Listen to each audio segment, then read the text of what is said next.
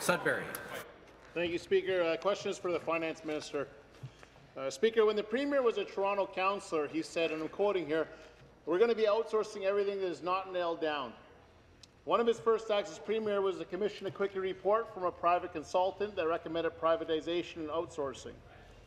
Thanks to privatization, Ontario is already locked into a 22-year contract with a private company that's embroiled in a massive money laundering scandal in British Columbia. Is the minister considering taking us even further down this risky and costly road by privatizing the Ontario Lottery and Gaming Corporation? Minister of Finance. President of the Treasury Board. President of the Treasury Board. Mr. Speaker, again, through you to the member opposite, and thank you for that question.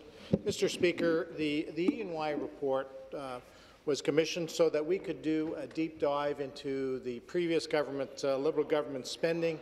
They went through 500,000 lines of data, which is a very deep review.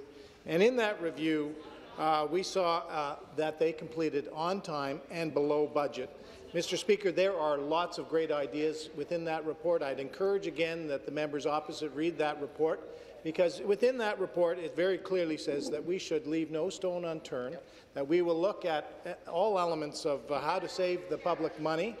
There's been duplication and waste for a number of years, and we are very encouraged that we have a blueprint and a path forward. Hear, hear.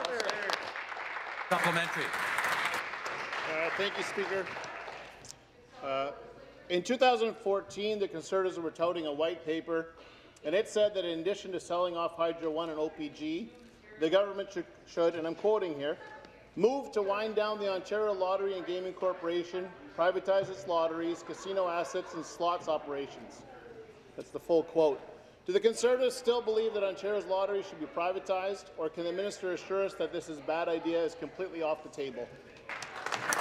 Minister, President of the Treasury Board.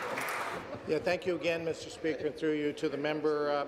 As was noted last week, there is no mention of any privatization of any Crown corporation within the report.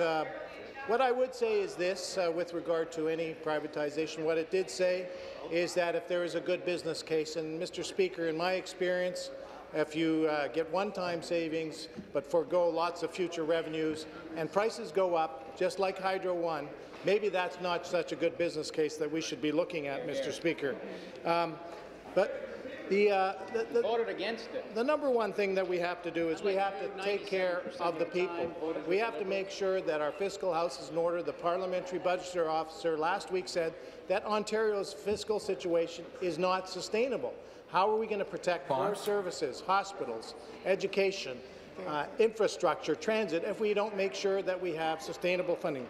Mr. Speaker, we are not pro-privatization. We are pro the people.